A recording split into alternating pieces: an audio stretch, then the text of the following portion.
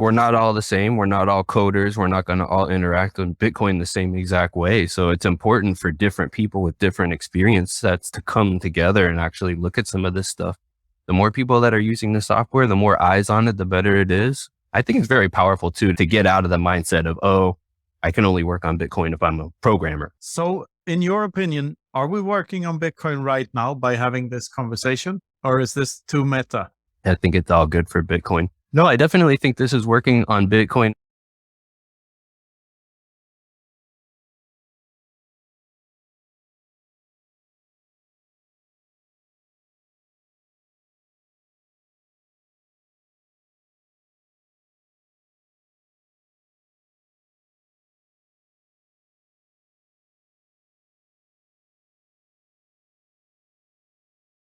Welcome back to the Freedom Footprint Show, a Bitcoin philosophy show with Knut Svanholm and me, Luke the Pseudofan. Today, our guest is FractalEncrypt, the Bitcoin artist who has created amazing works such as the Bitcoin full node sculptures and the Timechain Codex.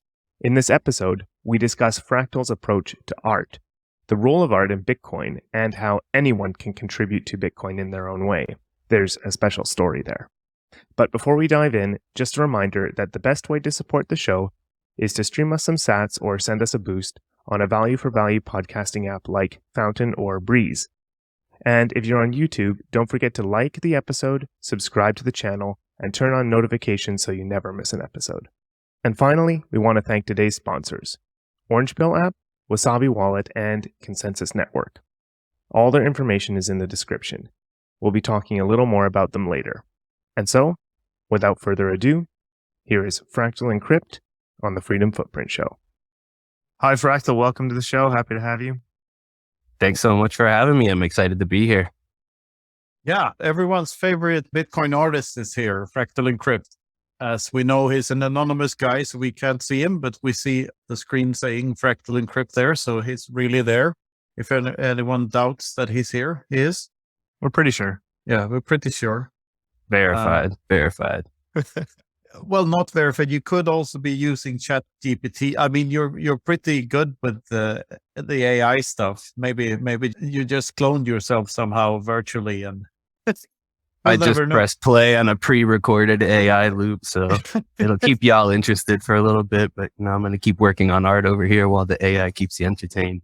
We'll see how it all plays out at the end. Yeah, I hope we're not stealing time from you making art, because that would be a sin, if anything.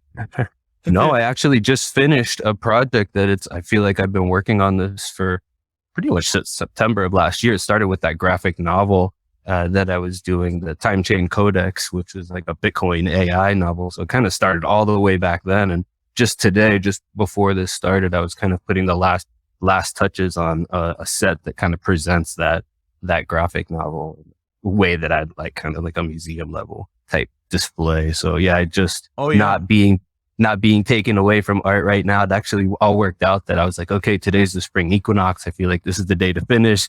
Sometimes, like I deal with this, the artist is never done type thing. And I don't know. I think at this point I was like, okay, this is a good day to finish. Yeah, that's a thing about creativity. You have to set deadlines and frames for yourself. Otherwise, you could just work on something forever, right? That's actually the thing that I've been dealing with, because I pretty much thought I was finished with this project. I released like a book cover. I don't know if you saw a video I did around Genesis Day. It's stunning, as always. Oh, yes. I even sent you a preview, a little DM before. Yeah. Yeah, before everyone else saw it. So yes, I thought I was basically done at that point. But when I released it, luckily, no one bought it right away from me. So it gave me the chance to sit with it. And, I was like, you know what? I actually think like I could do something better. And pretty much ended up just throwing that whole thing out and then starting over again. And while I was doing this, I was hearing you in my head, because last time we had a conversation, we were talking about how perfect is the enemy of done. And I was saying, yeah, you got to just get to at least 95% good and then just let it go. And you said, I don't believe that you actually do that. I said, no, yeah, I do. But I was looking at my piles of miscuts, and just to get one good key, it took me a good month and like hundreds of little pieces that were all done wrong and, tons of hours just to get one little piece. But it's fine because in the end, I think it's just the result that you get. So I definitely have a problem with this. When are we done? Yeah, it's actually a key to a book. As I was saying, I had made this Bitcoin graphic novel called the Timechain Codex, and I wanted to make a cover for the book, like a sculptural cover. So if we end up meeting some aliens one time, we can give them like a physical copy of our time chain. So that was kind of my idea there. And it kind of blossomed from that. So the key actually unlocks the book. The book is my first sculpture that actually moves. That was something that I've always wanted to do, is make a moving sculpture. In fact, anytime anybody ever saw one of my other sculptures, that was the first question they would ask me, does it move? And I would always have to say, no, I don't know how to do that yet. So that was one of my goals here, was to try to, create some kind of a functional motion within the sculpture. So I was actually able to create like a locking mechanism. It was neat because I get to learn all kinds of things about gears, and also it's a intergalactic time chain comic book. So I was able to use a planetary gear system as a kind of like engineering pun. And so then once I had that, then I needed a key to open it. So originally I had made like a very simple wood key that I was using to open and close the book, and it worked good. But I kind of had it in my head that maybe I would do a fancier version. Maybe that was too simple. It's just, this one's a stepping stone, just make sure it works. And then I'll get to it later, but I kind of never did. And at one point I did a display, and my wife was like, no, that key doesn't look right. You need to do something with that. And I was like, oh, maybe I do need to do something with that. So that's kind of a development where I said, okay, actually now let me think about the key. And then the key almost became its own sculpture in itself. So, that I think like each little part is a part of the journey, because it's like, when do I stop here? So, okay, I needed the key. Now I have the key, but then the key looked so cool to me that I was like, I can't just have this sitting here. So I needed to make a fancy box that it goes in. So that I haven't shown to anybody, but I have everything done. I have a box, I have a book, I have a book stand, and I have the key. And I think it will all like present very nice, hopefully. A couple of questions about it. Like, there's a QR code on it. Yes. And where does that take you? Or is that an LN URL, or what is it? Just like how the Bitcoin Infinity keys, each key had a public and a private key that was related to the specific key addition. So what that is that's the public key that goes along with the private key for the number one edition of that book. So the book that's inside the book cover, I did an edition of 210 comics. The very first one is the one that's going in this thing. So that's, and for each of the comics, I made a public key and a private key QR code. So it's kind of like a forgery proofing for the people, so they can prove that they have one, that there's no way that you can actually know the private key to the public key. The public keys are public to everybody, but the private key only the owner of the comic book has. So I actually put physical copies of those QR codes in there.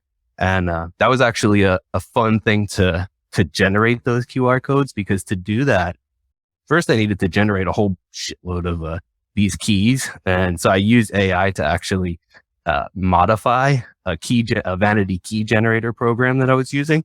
And that thing pretty much made what was impossible possible. I was able to get 210 unique keys in an exact order, all because of this AI thing. And that just changed the game for me. So that was one level of using the AI. And then the next thing, I was like, okay, now that I have the keys generated, I needed to generate QR codes for them. And how do you generate QR codes? You can't just like go on the internet and start feeding public and private keys. Well, the public key's fine, but the private keys you can't feed into some stranger internet thing. So I actually had the AI write me a software that could just convert the text into an SVG file that then I could print and engrave into things. So yeah, like the whole process was something that I think it was neat, because the comic was made with AI, but then like I was able to use AI to do a whole bunch of these other steps. And the fact of the matter is, like, I kind of actually started the whole project because I thought like the AI art was dumb. I saw Gigi kind of posting about it, and I was like, that looks kind of crappy and not really that interesting. And I think he was like, oh yeah, you should play with this. So I think I spent a weekend messing with it, and I was like, ooh, this is actually neat, because I saw other people doing things where they weren't just taking a picture, they were actually using it as a tool. So instead of it just, okay, here's an image output and that's the end of it, like people were making things with it, making shirts, making tarot cards, making, interesting, like real world items. And I think that really caught my attention. And I saw somebody doing a comic and I was like, oh, that really kind of grabbed my attention. I was like, ooh, I've always wanted to make a comic. That's like a lifelong dream that I've had. And, I've always read comics since a kid, and I'm just very slow as an artist. So for me to sit there and actually draw out a comic would have taken so long that it's almost hard to contemplate, like years probably. So I was able to sit there and in 21 days generate an entire, like 132 page graphic novel. So I was pretty mind blown by that, by just basically starting out with the premise of this is stupid and then flipped it into like, I'm pulled into this weird world. Can we maybe just frame a little bit of context for anyone who's not familiar with you, Fractal? Just a little bit. Yeah, we skipped the intro part here. Sure. Yeah, can you tell us and our listeners a little bit about yourself, and of course with the understanding that you're anonymous? I think probably first and foremost, I'm a Bitcoiner and I'm interested in Bitcoin software and specifically like Bitcoin Core and how to use that, I guess, as a tool of self-sovereignty. And then I'm also an artist as well. Aren't you? I did get a core contribution last year on Thanksgiving. That was probably one of the coolest things I've ever done in my life, was to actually get my name on a merge PR. So yeah. That's so cool. Okay. Yeah. And what that actually was, that's a really good example of how, anybody can contribute to Bitcoin. And I guess we're getting away from the intro. So let me try to back up. So basically, Bitcoiner interested in, actually using the software. And also I got so interested in it and how it worked. It just was so elegant to me that it really just caught my attention. And I've always been an artist I've always done art since I was a little kid, but I take it very seriously in the sense that it tends to take over my life. Like I get dragged into these projects and, I drag myself into them in essence.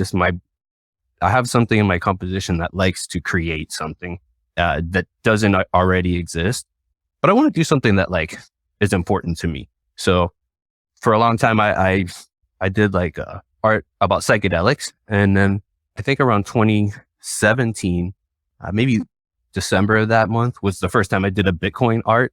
And from there on out, I think I've basically been doing the Bitcoin stuff pretty much exclusively as the art thing. So is that a pretty good introduction? Is there other stuff I'm missing? Yeah, I can do a brief summary of our history together. Like the first time I reached out to you was when I saw the full node statue, the very first full node statue at some exhibition in Miami, I believe. Yes. And so I'm sitting in Sweden at the time, and you're in Miami, and I see this in my Twitter feed, and you post a little video. And one of the rings says sovereignty through mathematics. So I reach out to you and and I ask you, dude, are you aware that my book title is on your fantastic piece there? And you reply like, dude, I was listening to it when I made that thing. And we've been friends ever since. Basically, that's our story. And we've been collaborating on a lot of things and inspiring one another, I think. And looking forward so much to seeing you again in Miami, Fractal. We're going to have a great time this year too. Can't wait. Yeah, I was really glad you weren't mad at me for stealing your title and throwing it on the sculpture that first time that you reached out. It's like one of those situations where they say it's better to beg for forgiveness rather than ask for permission. So, I was really glad that you were pleased. So, and certainly that's led to many, many cool times. So certainly happy for that little decision. I certainly love the sovereignty through mathematics meme in my mind. That's one of the most powerful things, that we have as Bitcoiners, is the fact that you can have sovereignty through mathematics. That to me just mind blowing even when I think about it. So it is like it's one of the things I think about the most nowadays about Bitcoin. It's like how this idea of you are your Bitcoins, because if you remember your seed phrase, if you memorize it and you destroy every other copy of it, you literally are your Bitcoins because they're all in your head. But I've been thinking more and more about that lately, and that applies to every single Bitcoin, because all owning a Bitcoin is like, you're not really owning it and you're not even in possession of it. You just know a secret. Because the information, you could just unlock the ability to move it from one place on the chain to another is really all you actually have the ability to do. It's just letting someone else keep another secret than you keeping your secret. So my point is that and I think I'll incorporate this into many of my talks this year. The spoiler Well, alert. then you have the ultimate oxymoron is that, you can't actually own this, yet it's the only thing you can actually own.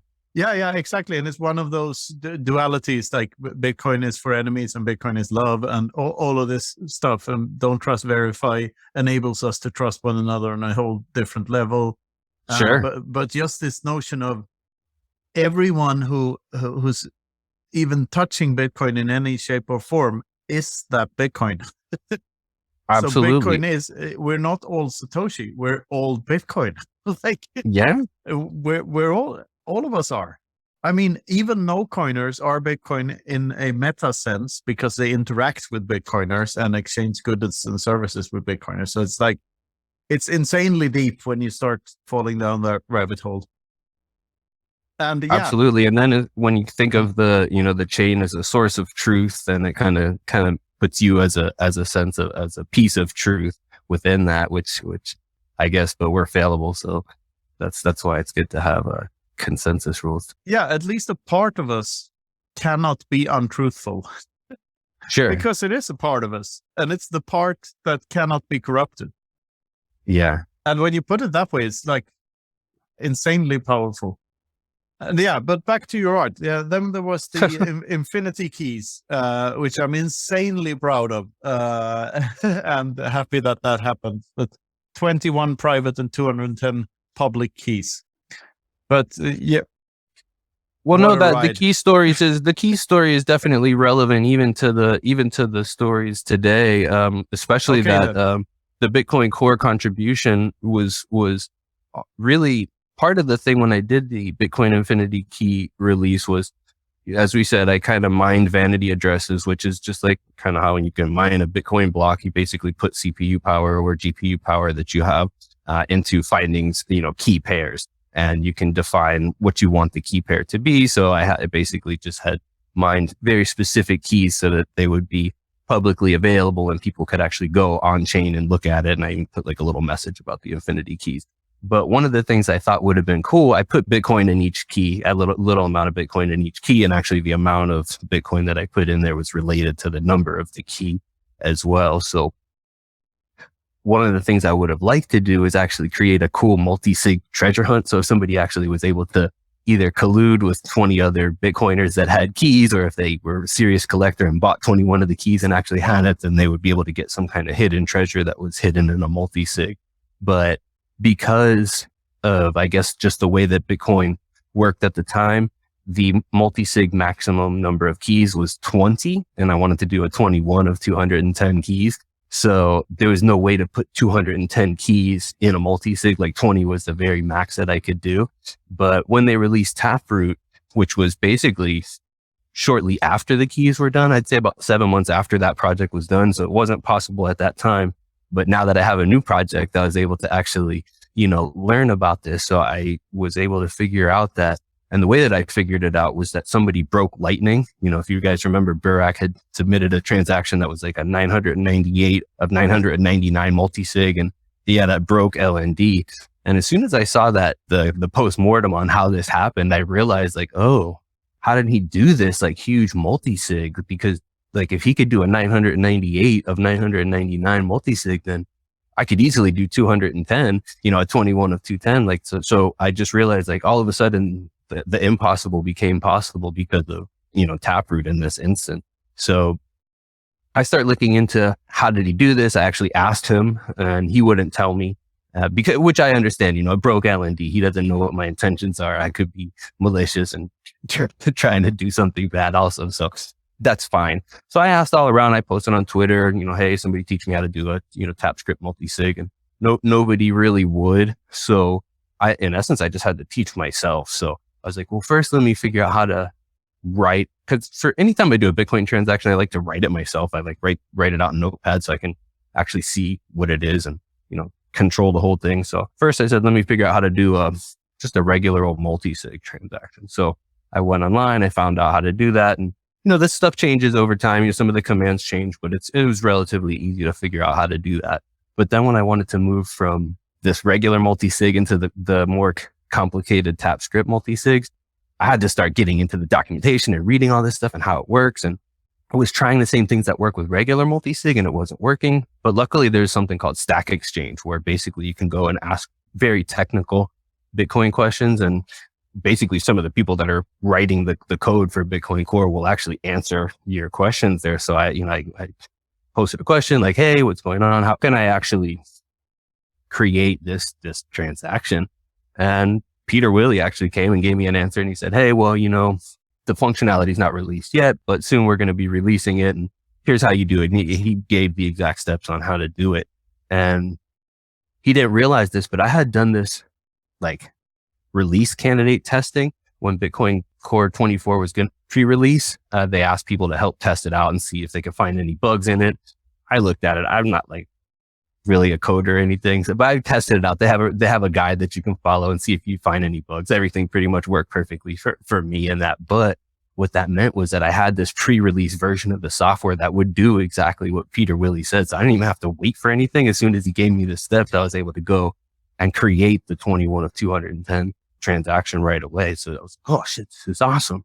And then I realized very quickly that I didn't know how to spend from it because like the way that you spend from a regular multi-sig wasn't working. The commands just didn't work. So I went right back to Stack Exchange. I said, okay, cool. Like your instructions work perfectly. I was able to make the transaction, but now I can't spend it. They said, well, you have to use PSBTs for all things that are Taproot. You can't just, it doesn't work like the way that normal multi-sig works. Okay. So I know how to do PSBTs. So I basically set up the PSBTs. I get everything, set up and I think like it should be working, but it's not. So I was like, what the heck? So I try like 4 times. I basically lock up a bunch of Bitcoin that's, it's not real Bitcoin. It's like testnet Bitcoin in essence. I lock up a bunch of testnet Bitcoin in these addresses and I can't spend from them. So I actually post again and I go back to Stack Exchange and say, okay, now I have this. I follow the instructions. I'm doing what you're saying. But for some reason, my PSBT is not like finalizing. Like it's not, once everything's combined, it's just not doing this final step where it will sign it. So I post and then they actually say, well, you actually had discovered a bug here in Bitcoin, in the pre-release version, of course, and now we're going to go fix it. So they actually went and fixed a bug that I found because of an art project. Like I'm just an artist. I was just trying to do this because I thought it was cool for my art project. And it actually ended up helping everybody that uses Bitcoin by finding this weird, like obscure ass bug that like, who knows who would have run into that. But just one little thing, I was able to actually just help because it aligned with my interests. So I thought that was a really cool way to come about that. And that wasn't even the merged PR that I got. That was actually like written by Andy Chow. He did that. Like the PR that I got was more like a kindergarten, the help menus for stuff.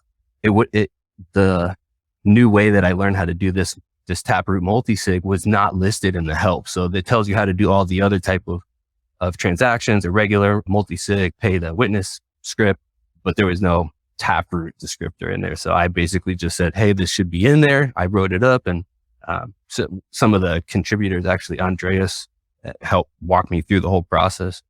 And it was really neat because I got to compile Bitcoin Core for myself and from source code for the first time and see what that means, because I had actually made a change to Bitcoin by adding this help menu thing in there. I was able to compile it with my change and actually see like Bitcoin with my stuff in it. And it was just such a eye-opening moment. Yeah. It's like, it was like no one in the world like can see this. And it actually shows how you can just change your own Bitcoin software if you want. It's like you just change the parameters, compile it, and you have your own software. So if you want to make a change, non-consensus change, you go do it. And it's just so crazy. But now today, anybody that opens up that help screen, they're going to see my little message in there. That's so cool. But this sort of speaks to how Bitcoin connects to everyone and to different people. I remember when I first got into Bitcoin and like started being sort of public about it, I thought my background in shipping would be to my disadvantage because I had no background in neither computer networks or economics or anything like that. But as time passes, you figure out that that's actually to your advantage. Being an oddball is good for Bitcoin because it's based around division of labor, and the more of it there is, the better we function as a whole. Absolutely. Like, we're not all the same. We're not all coders. We're not going to all interact with Bitcoin the same exact way. So it's important for different people with different experience sets to come together and actually look at some of this stuff. The more people that are using the software, the more eyes on it, the better it is. And, it's like, I reported that because it worked, it's going to work better for me. So it's, you're self-incentivized to do this. So I think it's very powerful too, to get out of the mindset of, oh, I can only work on Bitcoin if I'm a programmer. I can only work on Bitcoin if I'm XYZ. I think coming at it from an artist is a very orthogonal direction. Like, really, like, there's not much related to Bitcoin that could be related to art unless you see it that way. So, in your opinion, are we working on Bitcoin right now by having this conversation, or is this too meta? I think it's all good for Bitcoin. No, I definitely think this is working on Bitcoin. And the reason that I say that is because sometimes some of these conversations, they'll have a little one sentence thing or a little one phrase thing that will end up sticking with me for years. So you just never know. So for me, it's important. I don't know if that's working on Bitcoin or working on myself. But I definitely find value from these conversations because really there's not too much time I get to speak to anybody who's interested so much in Bitcoin in the real world. I tend to be relatively reclusive, as you know. So I don't really get a lot of interactions with people, and I don't most of my interactions are text-based through Twitter. So I do find a lot of value to these live discussions. I don't do them too often, so I really get a lot out of them when I do.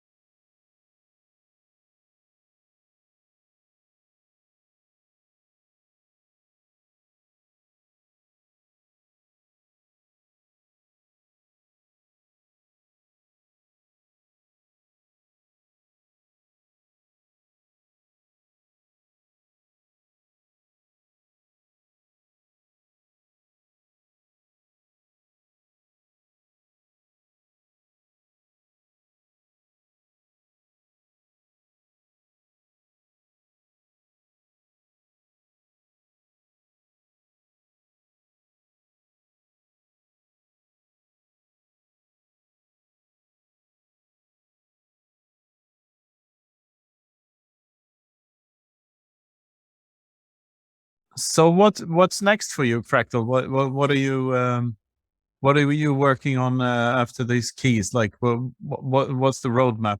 Well, I mean, I'm not really sure because I don't actually know where it is either. So, I've been working on this one project, and usually when I'm working on something, I can't think too far ahead into, what's going to come next. I do have several unfinished projects that I can pull from, but I'm not sure where I'm going to go next because the Bitcoin conference is coming up in May. So I'm not sure what I'm doing for that. So most likely I have to figure that out if anything. I've been a little unsure with just the way that, some of this has been run recently, especially with the way that, I don't know, Bitcoin Magazine has been with the Ordinals and some of this stuff.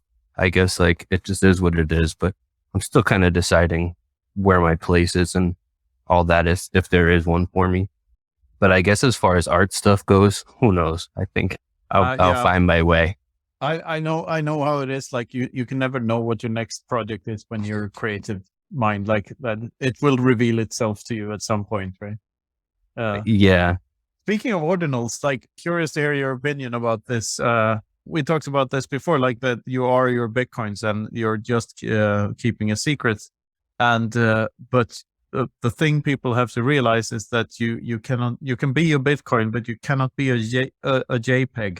But the whatever the ordinal does, or the inscription, Sure. I don't even know the right wording here, but it might prove that you have paid for this thing that cannot be owned at some point in time.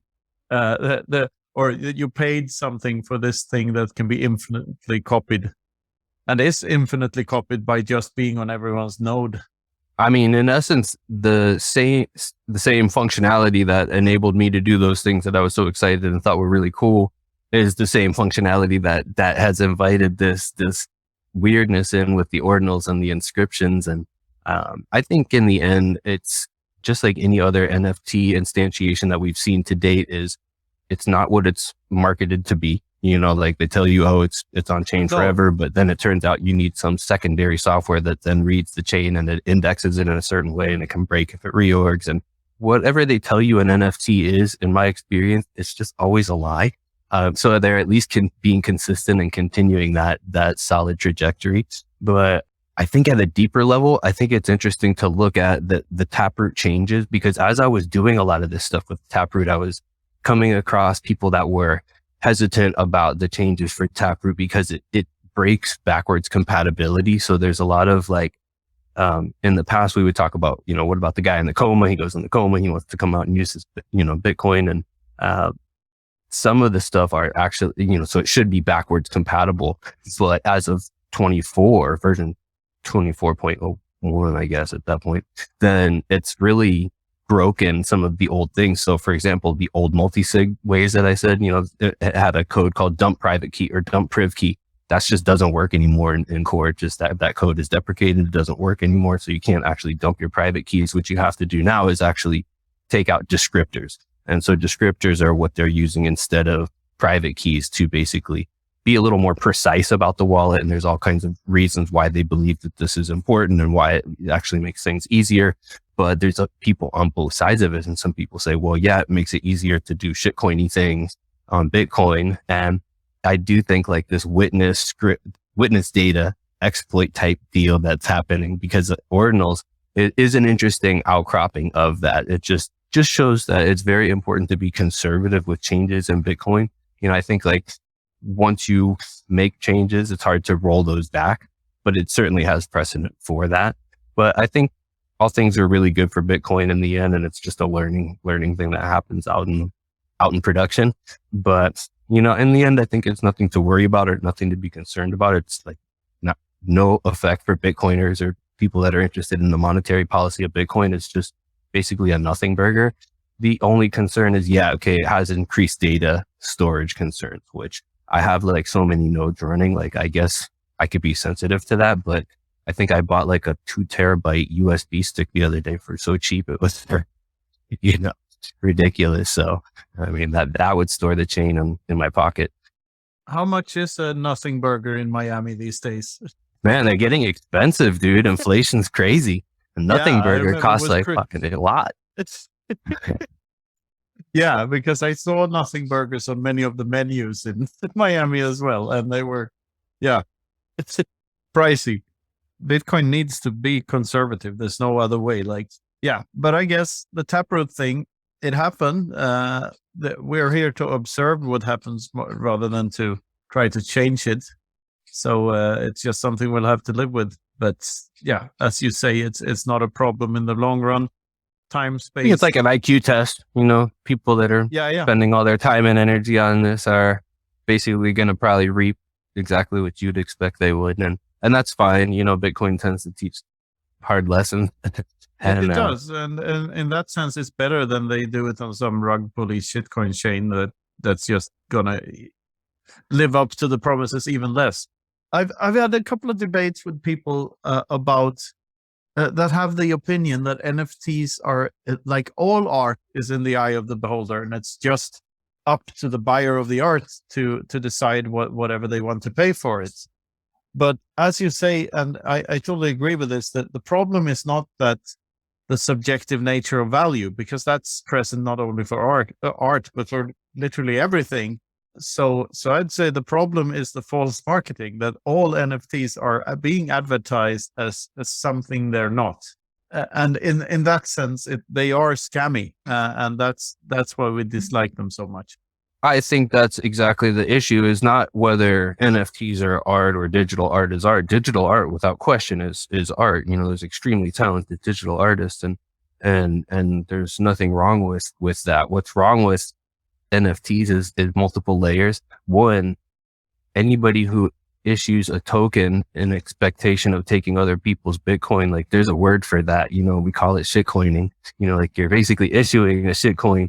So there's like that level of it. But even without that, you know, in many cases, it's the ownership is so beyond questionable. Like, one of the things that Ordinals at least does is it puts the data, you know, and ties it actually to the token in some way. Although the way that the tokens are created and indexed is also then becomes fudged and super weird. So that's the problem, is that the things are never what you expect them to be, because they market them to you as one thing, and it's just not. So at a very base level, if you have a piece of art on your wall, it's one thing. If you have an NFT that you own in your wallet, what that actually if it's on Ethereum, for example, that's controlled by a smart contract. And then somebody has an admin key to that, and they can actually just take that fucking token away from you and reassign it to their buddy if they want.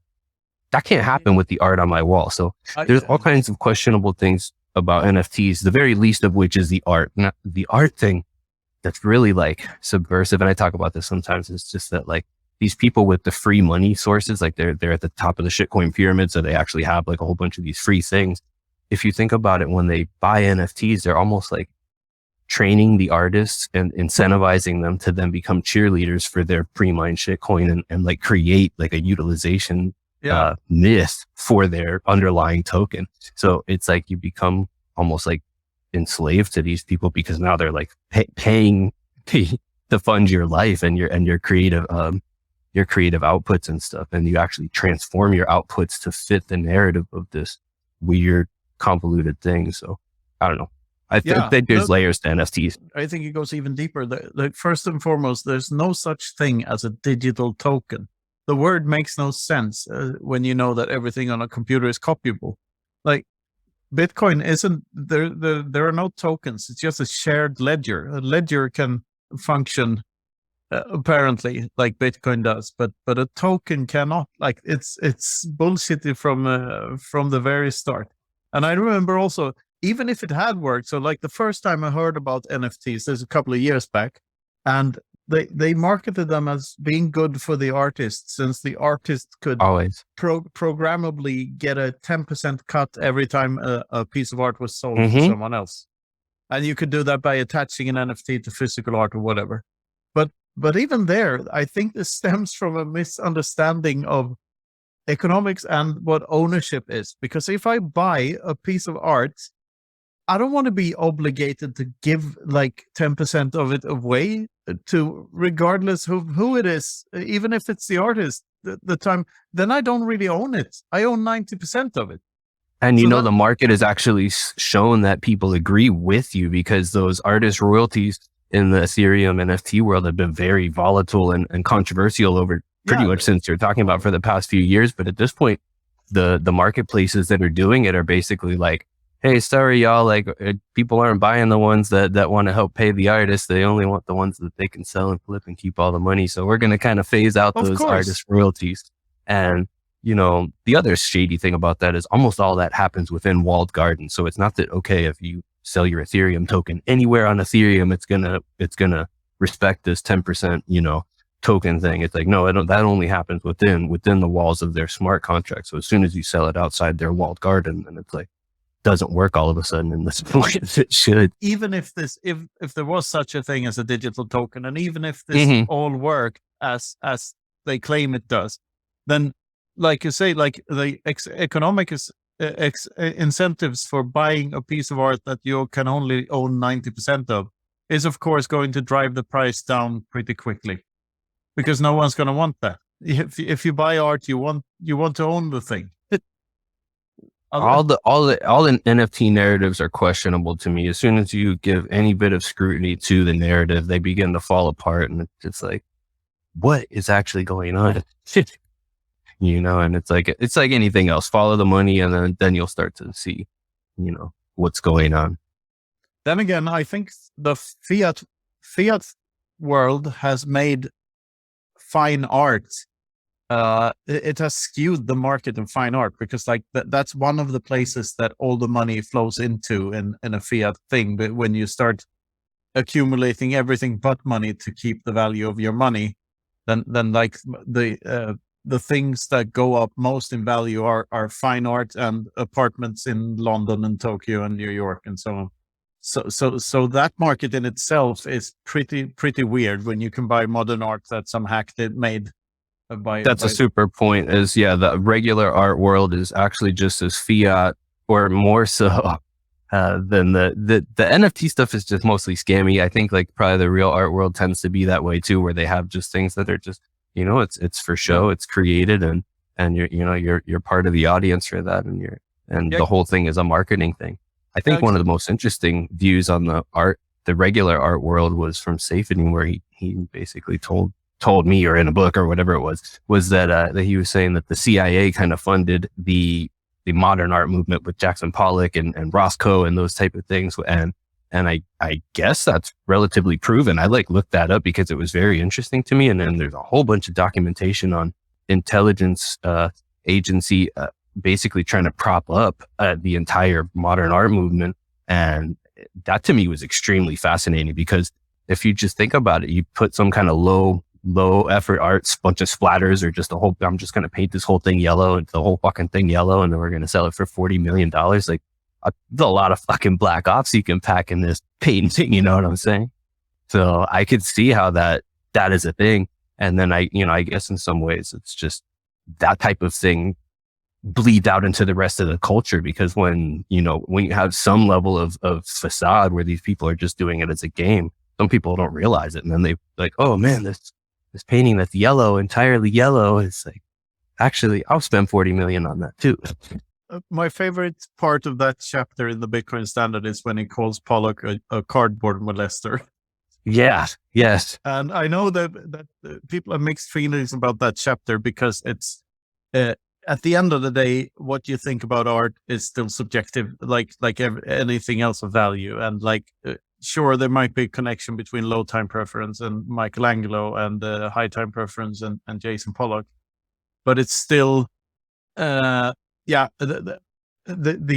connection might not be as deep as we think. I mean, there is low time preference art even in the fiat world, like the band tool, for instance. Like you remind me a lot of the band tool. You're like the Bitcoin artist equivalent of the band tool, with taking your time with stuff and incorporating a lot of mathematics into it, and so on and so forth. And also, like, fiat is one of the basic things that created pop music, I guess, and catchy 2.5 minute songs. But I'm saying that there is genius in those worlds too. Undeniably, they have produced, like, let's say if the Beatles hadn't had time constraints and like someone pushing them to release more singles and make more money, so they were sort of forced to just play with one another for 13 hours per day, and that made them, the entirety of the Beatles' history spans only 7 years, which to me is so mind-blowing. Really? Yeah, I didn't realize they were a that. band for 7 years in total, and the consistent high quality of it. It's just insane how powerful that was. And it's hard to tell. I mean, it's before the decoupling of the dollar and gold. So that might have something to it. Maybe it's more of a like productivity being incentivized by an actual free market that pushes things in the right direction than an actual fiat problem. But yeah, I'd say what art is and how we're supposed to value it and view it is a nuanced debate, and it has many. You can view that from many angles. I think there's definitely a proof of work aspect of art to me. The thing is art can be many things to many people. And then some people, like I tend to have a narrow view of what I consider to be very, very good and very excellent, and what inspires me to kind of do what I do and make other things like. So I think, following that aesthetic for myself is important. And I think for each person, it's probably different. But I think one of those things that resonate, like you said, where they work together every day for 13 hours there's a proof of work to that. And that's how you get the magic out, is by putting that work in. Even that little key thing that I made, like I'm looking at right now, I had actually made, before I even cut, mirrors or anything fancy like that, I actually just cut some cardboard out just to see how it would look. And, actually the first cuts, like I saw some things that I was like, okay, this doesn't work. And I was actually able to refine it before I even got into more expensive materials, just like by playing around with things and just, kind of like learning my way into it. Cause a lot of times I like to do art that's a little above my skill level currently. It's like, okay, I already know how to do that stuff. So I want to push myself a little farther. And that always entails a little bit more learning. So it's like, okay, now we don't know how to do this. So let's see what are the steps here. And you kind of take yourself through the process of becoming, a novice and not familiar with it at all. But usually once you do something the first time, there's a magic to that, in the sense that you've gone from 0 to 1. And that's a huge step. And so once you actually have that 0 to 1, it makes it a lot easier to iterate and kind of do a better job, find your way with it. Yeah. And that's the proof of work. Like, I think people think that artists, like, now I'm referring to music artists because I know them better than than sculptors and painters. But like a character like Kurt Cobain, for instance, they think he was just spontaneous and didn't put much work in. But I don't believe that at all. I believe he put his heart and soul into constructing songs from a very early age, and that's the proof of work. Or Bob Dylan, for that matter. They probably worked all the time. I know Leonard Cohen was envious of Bob Dylan because he could put out a song in like no time, whereas Leonard Cohen had to work on it for months on end to make it perfect. Like, and Dylan wrote the song in 2 minutes. But the thing is that getting to that point where you can write an excellent song in 2 minutes, that takes proof. That takes work. Like, Yes, it's not only talent. It requires you to keep doing what you love for a very long time, and thereby it's the 10,000 hours thing, I guess, where you become good at something. Creativity fascinates me a lot, and also the commercial aspects of it. Because, like, if you take an artist like Salvador Dali, for instance, who made a ton of paintings, and some of them are brilliant, some of them less so. He was in a car crash in France at some point in his career and wrecked the French guy's car completely. So what he did then, the French guy got angry with him and ran out of the car wreck, and said like, whatever. And Dali just went up to the car wreck and signed it. And it immediately became worth more than the new car was worth. Like the car was worth when it was new. So that's funny. He had a very good sense of branding. There's another story which is very nice, about the dilution of your brand and of money. This is very nice analogy, because some of the great 20th century paintings, they started signing their restaurant receipts. And instead of paying the restaurant bill, or the restaurant bills, and instead of paying the bills, they just signed them. And that signature was worth more than whatever they had eaten, until they started doing it too much and they diluted the value of the shitcoin that they had created. Absolutely. Right. So it's such a wonderful metaphor of how everything works. Like, there is always a balance between commercialism and between quality and quantity. Basically, and that's what Bitcoin is. It removes the quantity for more quality. In everything. So I find that endlessly fascinating. And art and the how you sell art and how we value art is so linked to all of that, because it's all branding, isn't it? It's nothing but branding, but at a very deep level. You can still be like, when you create art, when you create something that you truly love to create, you're not doing it for any commercial reasons whatsoever. If you're writing a song or painting a painting or making a sculpture, you're not doing it like thinking about all the success and all the money you'll make from it. Like, that's not what why artists do art. You don't become an artist because of that for that primary reason, I believe. And in fact, that can skew the quality of what you output if you're solely focused on the monetary, reward that you're going to gain from it, because then you start conforming your vision to what you think will sell rather than actually making something that conforms to what you wanted to make in the first place. If you even did want to make anything, some people do just want to make something because it's a job. And I totally get that. And there's, I don't fault anybody for, being commercial artists. Like, I am that as well. But, for me, like you said, it's kind of like, I'm just going to make this thing anyways. I don't care like what people think of it. And like, nobody's even seen most of the stuff that I've just made that I was telling you about at this point. It's like, you just do it anyways. You're going to make it. Maybe hopefully somebody will buy it. That'd be awesome. But if not, it is what it is. And, like the world needed this. And so you create that anyway. So, and then in the end, the world has the output, it has the song, it has the, whatever, you've created. And that's the proof of work in the end. And I think that's what stands the test of time. And that's why I don't mind like putting in a million mess ups and throwing them all out, because in the end, it's, it's the result that's going to stand the test of time. And if you make something to last, then hopefully, it will. Yeah. And you with your artwork, there's no question about it that's the thing you do better than others. Like there's absolutely no question about it. I just find it endlessly fascinating because there are so many artists like in the art world and the music world and like movies and whatever that create something great when they're dirt poor, and then they have this massive success, and they're never able to get to those heights that they once were, because I think they all of a sudden they realize that, holy shit, I could make a lot of money of this. I never thought I would be successful, and then that dilutes their sense of why they're doing it, and it becomes commercialized and worse. Like, look at James Cameron, for instance, who made the Terminator. The fucking Terminator is a great movie. And then Terminator 2, it's great too. And Aliens was great.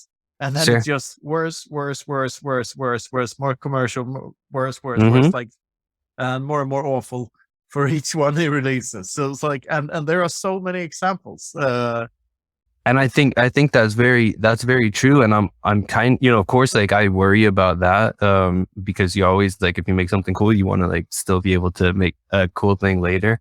Yeah, but it's kind of hard to top yourself if you struck gold once. Yeah, definitely. Well, that's always going to be the concern. But I think to me, it was more of a motivator once that with the Bitcoin thing, but with the Bitcoin as the monetary standard, to me, it was more of like, okay, I was able to create this, people supported it.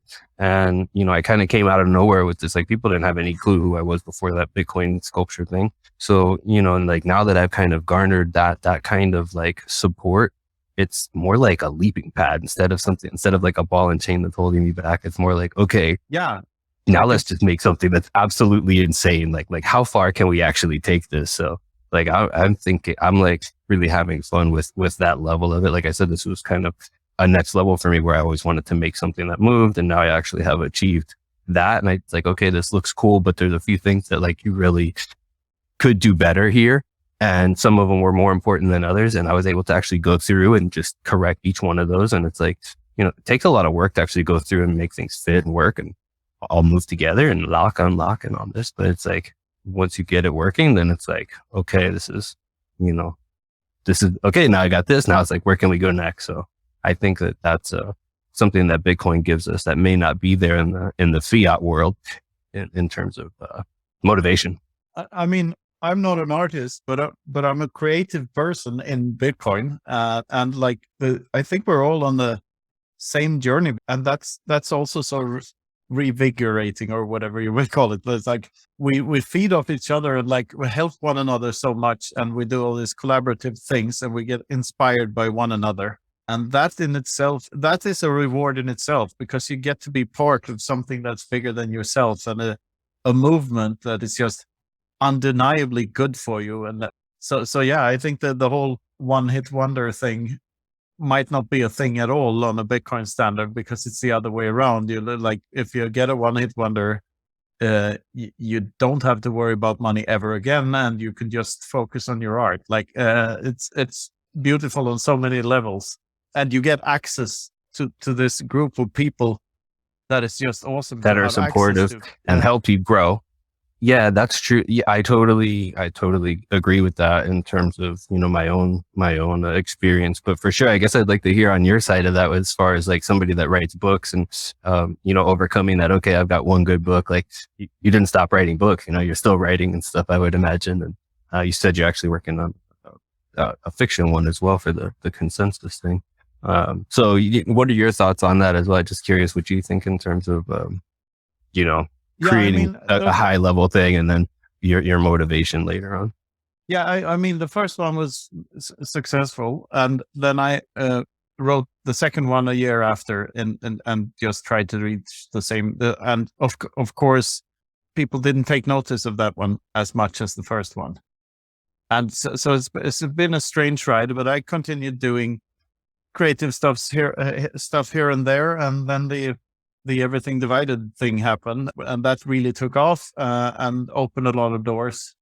And but right now I feel like I'm connected to the best people in the world. Like, what more could I possibly want? And so right now I'm working on a praxeology book, not the fiction book yet. I'm trying to get inspiration to write fiction, but it's just not in me at the moment. I might be writing it together with Nico at some point. We'll see. We'll do the praxeology book first and finish that up. And that was also like, I wanted to challenge myself to write something that wasn't about Bitcoin, so that I don't mention Bitcoin in the book at all.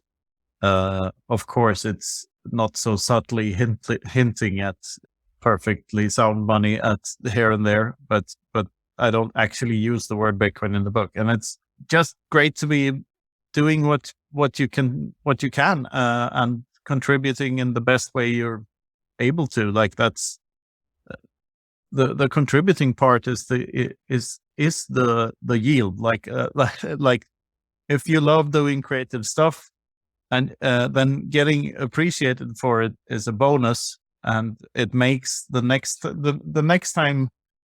time you do something, your standards are a bit higher every time. But when you actually start doing the creative thing and it becomes a thing and you can see it grow and getting a life of its own, that's the reward in itself, I think.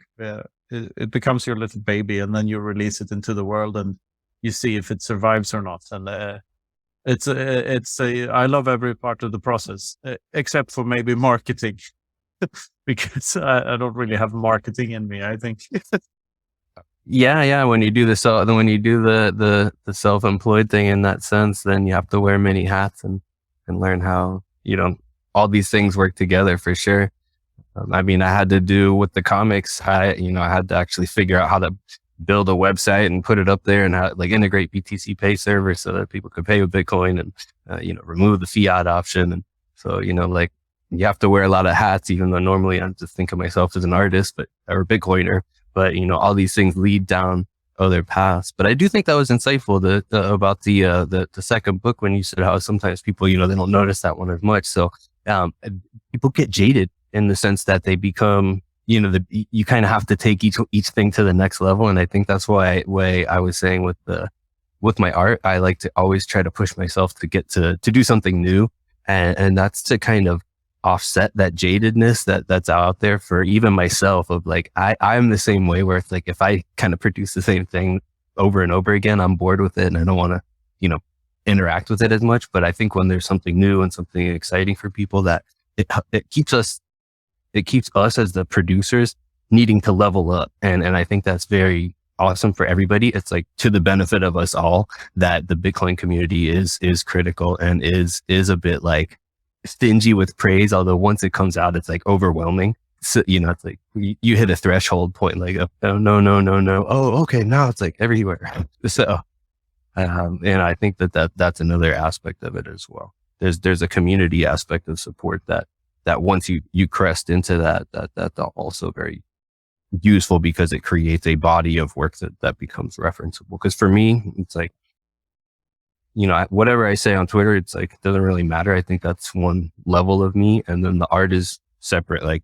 as far as that, I don't feel like I need to say anything about the art sometimes, because it should speak for itself, It truly does. Like, One thing I'm curious about is like when and why did you decide to make 10 full node statues? I mean, though you could see them evolve over time, and then they got better and better as you killed your darlings and removed stuff that was unnecessary, and then added like the glass and the gold and everything. Like so when did you decide on the number 10 and why?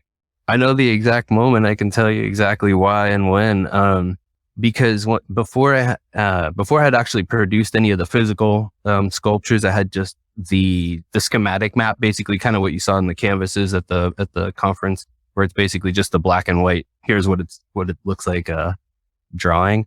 When I had that, I sent it over to Crypto Graffiti because he's always been kind of a mentor to me and given me a lot of guidance in terms of like, he's always got good ideas and very willing to help. And he was kind of like a really big artist that I looked up to. So I was like, like at this point, I think at that point, probably one of the most expensive pieces I had sold was maybe $1,000 or $2,000. It was like not a huge amount, but I was like, okay, for this thing, I want to like actually charge like a whole Bitcoin. Like that's my plan here. And I think Bitcoin at that point was like $8,500 or something. So it was like outlandish, like this is never going to happen type thing. I'm never going to actually pull this off, but this is what I wanted to do. And he was like, no, dude, you should do it. Number one. And you should also not just do one, you need to do a series of 10. And I was like, really? I should do a series of 10? I was like, because even selling one for a Bitcoin seemed like I will never ever do that, So just to think that I can make 10 of them just seemed like really a little overwhelming. But I was like, he's like, yep, you need to do a series of 10. And I was like, okay. So it was basically very, very late December of 2019 that I was having this conversation with him, right around New Year's time. That I was having this conversation, because once I was at that point, I was very close to actually starting my cutting. And I think I had finished cutting the pieces by Genesis Day of 2020, which was January 3rd in 2020. So at that point was when I knew I was going to do the 10. And I'm so glad that I did, because I grew so much as an artist from each one to the next one. When I finished the first one, it felt like, oh, this is the best thing I've ever made. And I think I felt like that with each one of them. Every time I made one of them, I was like, okay, this is best thing I've ever made. Yeah, and I think I want to have that feeling. You can tell from like seeing them evolve on Twitter, like they become more and more awesome for each one. Yeah, and the funny thing is no one's seen any pictures of number 10, because I finished it and I sent it off. I sent it off to Mexico before actually getting any Selena's pictures. Got it, right? Yeah, Selena's got it, and I was actually, I have an invite to go there and take the pictures and the videos myself. So I'm going to go there, but like crossing the borders to the US has been so sketchy recently. Yeah. So I just haven't done no international travel because of all that. So, one day I'll do it, but yeah. So at this point, like the only person that's even seen number 10 is him. So I still have one cool one to show everybody at some point. International travel is not for the lighthearted post COVID. I'm too much of a risk taker maybe, but I think it's too fun to just travel around and do stupid shit. I love it. So yeah. And we're all living in these big gilded cages here.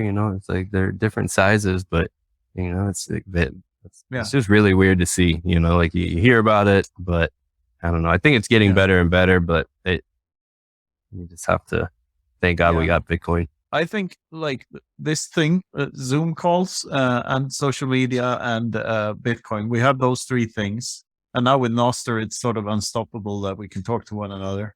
Yes. And then, which means, what I think that means is sooner or later, it's going to become obvious to everyone that it's pretty fucking ridiculous that different rules apply to people based solely on where they happen to be born. Like, why is that the case? Why should one rule set apply to you in Miami and another to me in Spain here? Like for anything. That's always mind boggled me. Yeah. And it's just because someone wants to leech value from you. Like someone wants to be in charge. And it's an asshole. Like the systems, like I wouldn't say that all politicians are assholes. I don't believe that's the case. I believe though that they can't see the flawed ethics in what they're doing, and that why they should all just stop. Like, I mean, it's so bad in that sense. But as I said, the Zoom calls, social media, and Bitcoin, that combination of that trinity of innovation gives me so much hope for humanity, because like how do you pull bullshit off in a world where everyone can talk to everyone and even express value to everyone without being hindered? Like you can call out the bad seeds so easily then. Yeah, I was just reading something today on Twitter that was talking about the reason some of the problems with the banks that we're seeing is happening so fast is that because in 2008, 2009, when we had the great financial crisis happening, we didn't really have, Twitter was not so big, and, if it even existed, and, the social media that we had, it really wasn't financially motivated in the sense that like now, something happens in the financial world, it's on Twitter, immediately people are checking it. It's like everybody's linked into it. So, with the SVB, I guess all the people that they have their money in there, they basically are able to know almost immediately that something's shady with the bank and, hey, I should pull my money out, and they can pull their money out basically by going to their phone and initiating a wire transfer. So these type of things happen a lot quicker now than they would have in 2008, where people have to actually go into a branch and actually talk to a manager and pull out money physically and things like that, or initiate the wire by signing something and, in person. So the speed at which these things can happen is accelerated just because, like you said, the communications are so drastically increased over the last, 15 years.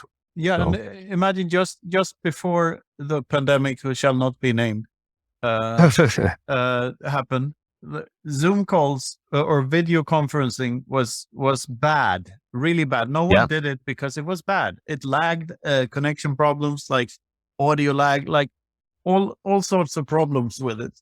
And now it's just like working flawlessly on every platform, and every platform has integrated video calls.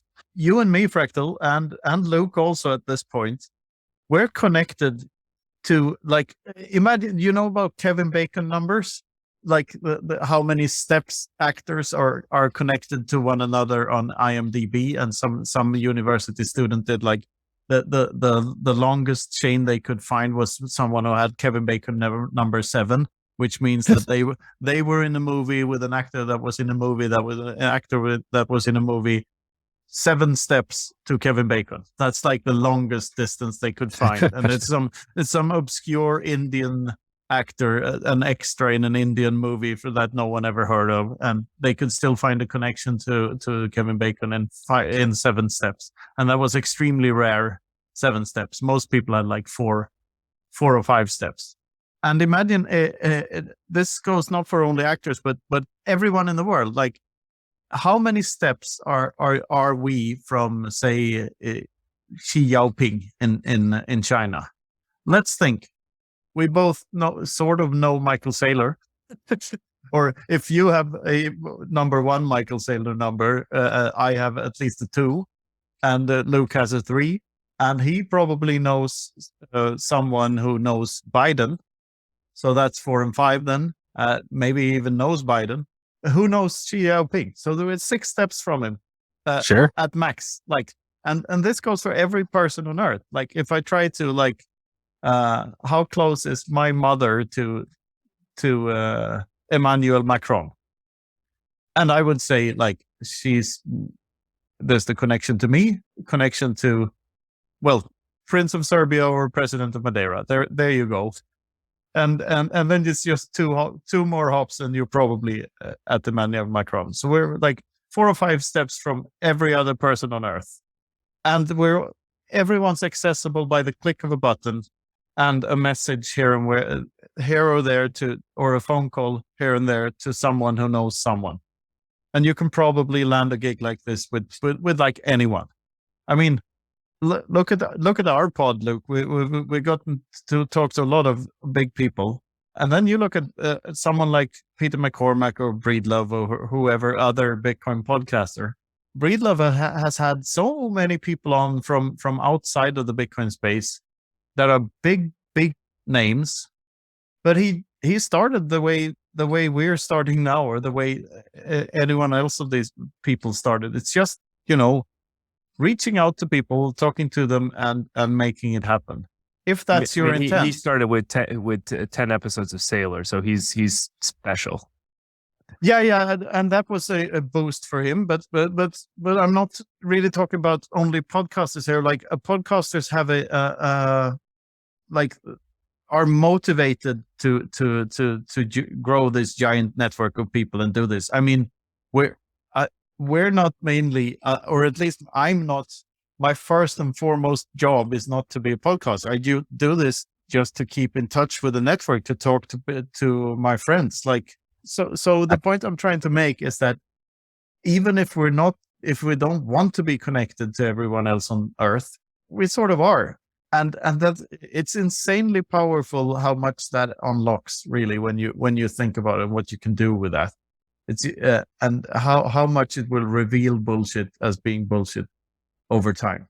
So people that know how to leverage that is also going to be an important skill, because being able to realize that, hey, I'm only this far away from this person that I need to contact, or this person that I'm interested in contacting, and really those steps are so decreased. Nowadays that people are online and you can get emails and Twitters and DMs and stuff like that. So there's just, sometimes just being able to ask for the help is the most important thing. Just say, hey, this is something I'm trying to do. And I think a lot of people will be surprised at how much response that they'll get. But another thing that brought me up to thinking in terms of just the way that we're all connected by, you said almost 4 or 5 steps. Bitcoin nodes, their default, I don't know if they've just recently changed this, but the default is that you connect to 8 peers. And I've just always been amazed that even though you're only connected to 8 peers, like when I submit a transaction, it's like fucking instant that the rest of the network knows about it. Like even though I'm connected to 8, they're connected to 8. And it's like you hit send and okay, you have the little butterflies or whatever, and okay, it sends and stuff. And then you see it go out and whatever. But it's like it's like as soon as you look it up on an Explorer or whatever, or, your friends like looking, okay, I see it in the mempool. It's like instantaneous, even though, yes, it takes the 10 minutes to fully confirm, like it's in the mempool, and like the whole network is aware, like almost instantaneously, even though there's only those 8 original connections that you have. So I think that just speaks to that, like, if we emulate our Bitcoin nodes in some way, it's like we realize that we can connect out to the rest of the world just almost instantaneously by connecting to our peers in that same way. It's a little more manual, but yeah, it's pretty powerful, isn't it? And like I said, it makes me insanely optimistic for the future, even though I think this is like the end of the fiat era. It might be tumultuous and happen faster when we think, but it gives me hope that we have these connections and that we're all everyone's connected to a Bitcoiner. They might not know it, but everyone is. I would say, how many people on Earth have more than 2 steps to a Bitcoiner? Right. That number is decreasing, which is amazing to think about. And that's an accelerating. And if you do, when the fiat system crashes and we realize that we have to flee to Bitcoin, Bitcoin's value goes up, purchasing power goes up insanely fast. And when it does, you will be able to provide for your extended family and all your friends if needed. It's just too good to be true. So that's why people have a hard time believing it. But that's really the how else would it play out? I just don't see it. And I think there's like always been an interesting dichotomy with the number of people that hold Bitcoin in relation to the number of people that understand Bitcoin, because there's a lot of people that know about Bitcoin that, they haven't taken the step to actually buying any or anything. But then there's a whole cohort of people that have actually gone out and they've purchased it on an exchange or something and they own it. They just have zero clue what the heck they have. Whereas then you have the Bitcoin only contingent where you have people that have kind of thought about it long enough and they've made the evaluation and say, okay, this is where the value prop is. We want to really increase, I think, that Bitcoin only group so that the number of steps between you and a Bitcoin only person is very reduced. Not just only a Bitcoin person, but somebody who's gonna, direct you correctly away from too much shitcoininess, because that's the problem, is that you just, I go to a lot of these barbecues or something. I honestly just try to not talk about it too often, but sometimes this stuff comes up and these people are all like, oh, we're traders. And it's like, oh, what do you trade? And they're all trading these weird shit coins. And like, the dog coins and other things. It's like you're a grown up person and this is what you're doing over here. But it's to me it's very reminiscent of the poker boom like 15 years back, because 99% of those who were in it are just losers. They're just going to lose money and they're going to learn their lesson and not play those stupid games anymore. Or maybe they won't. But then again, they'll have no influence in the future. So that's like, it's a problem that sorts itself out over time for sure. Absolutely. Yeah, I definitely think it sorts itself out. And maybe a more positive way to look at it is almost like waves cresting, that like, like, it's like over time, like the people like learn their lessons with the shitcoinery and they kind of like move into that Bitcoin only space. So either that or they get scared and they move out of the space altogether, which, everybody's got a different risk tolerance and not everybody's geared for this, I think. Harking back to what you said about the crash in 2008 and how Twitter hadn't really taken off and we didn't have Zoom calls and so on. If you rewind the tape even further, so when I grew up in the 80s. So I'm born mid 70s. I'm not going to. Yeah, me too. Oh, you are? Okay. So I didn't have to dox you there. So when we grew up in the 80s in Sweden, which was like between what was called the two superpowers, the US and the Soviet Union, we had 3 state-run radio channels and 2 state-run TV channels. All big newspapers, state subsidized, still are, by the way. And the thing is, that's the only communication we had with the outside world at all. Which is when you think about it that way, like I grew up in that environment. We were allowed to watch cartoons once a year on Christmas Eve. That's when they broadcast Donald Duck for an hour, like once a year. Wow. We at least had Saturday morning cartoons when I was growing up. So it was better in the US, of course, because but still the US was also sort of a gated community and still is in many ways. You don't get that much cultural input from the rest of the world. But the thing is, like, how fast we've advanced just as a network. If you view our species as a network, like how Metcalfe's law has played out on humans being the communications network themselves. Like it's just insanely powerful. The value of the communications network is equal to the square of its number of users. It's just insanely powerful. And we are human beings and we are Bitcoin. We all are. And now it's the value of that network is also its number of users squared, and it's just insane how powerful that is if you take into account all the new means of communication we have now. Absolutely. Well, this kind of thinking of the humanity as a network and kind of like growing over time and whatnot brings me back to the Timechain Codex comic that I wrote. If I can show my free comic to everybody for a minute. You could read it on Twitter, the entire thing. It's free to check out. But really what I'm pointing to here is that it talks about Bitcoin into the future. So we have where we are now today, but where is this going to bring us? What does having a sound money that people can save in and pass down to generations, what does this do to humanity? And where does this kind of take us from here? And, in the comic book, it's basically a reimagining of some articles that are written by Drew Van Saul called Bitcoin Astronomy, where he explores these really far out ideas about moving off of the planet and into other number one planets and galaxies and solar systems, and how Bitcoin can incentivize that through basically just in essence, anywhere people can harvest energy.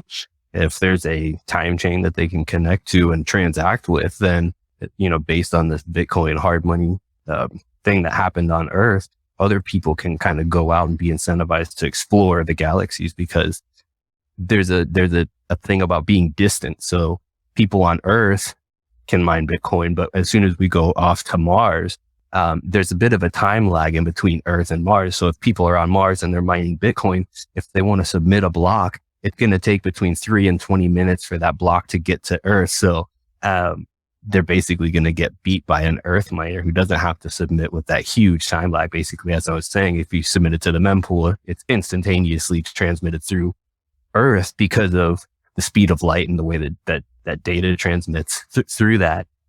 So as soon as the people go to Mars, in essence, the question becomes, do they use Bitcoin or do they have to create their own sovereign currency on the planet? And, his argument is that yes, they should create, or they do create, and whether it's a good idea or not, they have this time of shitcoinery where the one true coin hasn't emerged yet in Mars. And then over time, the hard money beats out all other monies, and then they actually have a Mars coin. And there's even people on Earth that say, hey, maybe we want to mine Mars coin too, but then they can't, again, because there's this time lag. And so there's a little bit of a defense. Hash horizon. The hash horizon. Right? Yeah. So there's like a little bit of defense that occurs by being far away from other people. And the benefit is that those people on Mars, they were the first people to create Mars coin. So it's like kind of getting to create Bitcoin from the beginning. So there's a benefit to that. So that benefit of being able to create the first time chain within your local geographic area incentivizes people to go find new habitable worlds, because then they can kind of like enrich themselves and their future generations from that. So it kind of pushes humanity out into the stars. And I think that that's a really neat thing. And so, and then as we start getting farther and farther, people create time chains that then can act on longer time scales so that you can actually interact and buy things like planets or solar systems or whatever it is with these really long time preferences. Yeah, if you haven't seen the comic, you should definitely check it out. It's free online, as Fractal says. So link in the show notes, and it's absolutely stunning. I remember the first time you showed it to me, you sent me I made this little side project. It's a bit, I've been cheating a bit and using a bit of AI, and it's like the most stunning comic I've ever seen in my life. So it's magic stuff.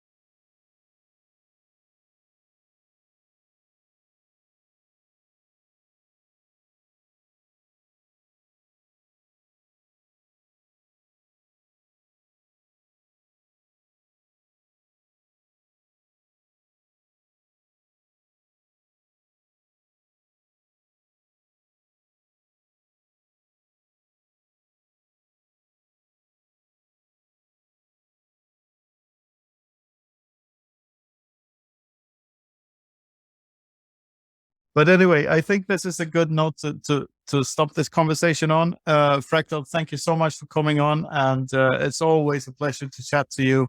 Looking forward so much to giving you more hugs in Miami, even more hugs this year than last year. Absolutely, man. I'm definitely looking forward to it. We got to do it again sometimes. Yeah, I always say that Bitcoin conferences with other maxis is like the closest thing to a gay experience a straight man will ever get to. Because of all the we did see that. We did see that. The conference out there. That's funny. Yeah. Anyway, so take care, and we'll see each other in a couple of months, and good luck with everything, of course. Awesome. Thank you. Luke, do you have anything to add, by the way? Only thing is, where can people find you, Fractal? You find me on Twitter, FractalEncrypt, and I do have a website now, finally. I didn't have that before, but as I mentioned earlier, it's timechainartifacts.com. Check out my art there. Wonderful. We'll put all that in the description. As Knut said, thanks so much for joining us, Fractal. Much appreciated. Okay, bye-bye. It's been the Freedom Footprint Show. Thanks for listening.